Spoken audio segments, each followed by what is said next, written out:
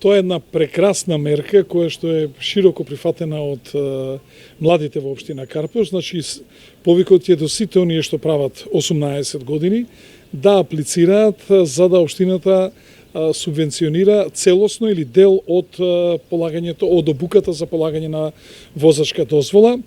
Што тоа значи? Сите оние кои имат приходи на нивните родители до 80.000 денари, имаме 100% субвенција на трошоците за обука за полагање на возачка дозвола.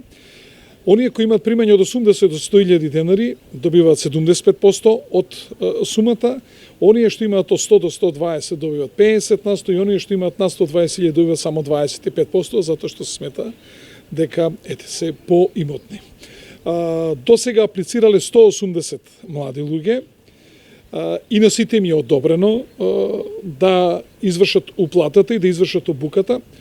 Од нив 140 повратно ни доставиле документи дека ја уплатиле таа сума и веќе на 140 им се исплатени повратно средствата што согласно одлуката ја заслужуваат. Значи 40 чекаме да ни достават дополнително докази дека извршиле уплата за обука за возачки дозволи.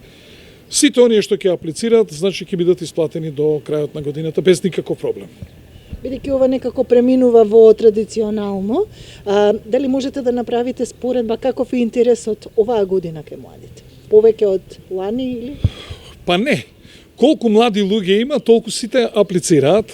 Мене ми е жал што на инсистирање на некои советници ставивме и критериуми со примањата. Мислам дека оваа мерка не требаше да е врзана со примање.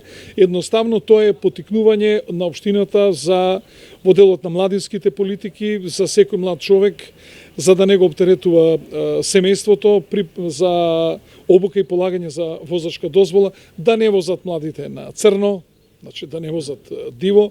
Второ, оние што немаат намера да го продолжат школувањето, полесно да може да најдат работа, бидејќи поседуваат возачка категорија од Б категорија и едноставно зачекоруваат веќе во светот на возрастните, а тоа значи и дека со обуката и со полагањето и со добивањето на возачка дозвола тие стануваат поодговорни субјекти во сообраќајот, отколку тие да возат на диво.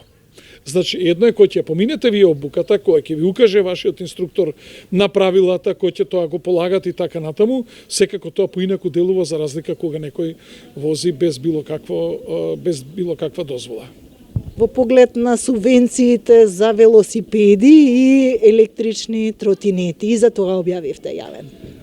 Да, за велосипеди имаме 35 барања до сега, даваме по 4.500 денари субвенција за велосипед, а за тротинетите даваме по 6.000 денари, за сега има само 15 барања.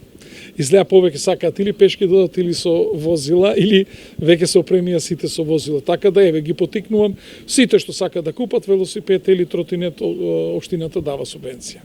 Сега остана нерешено за климите. Клими општина Карпош никогаш не доделувала. Не доделуваме за клими, доделуваме субвенции за санација на лифтови и на кровови. Меѓутоа за клими не.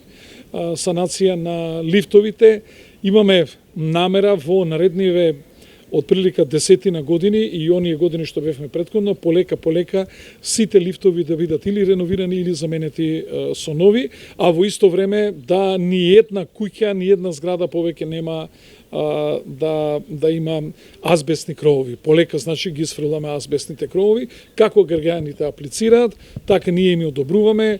Кога ќе ни донесат доказ дека кровот им е сменет, ние им исплаќаме 50% од сумата што ја вложиле. Дали во лифтот или пак во кровот.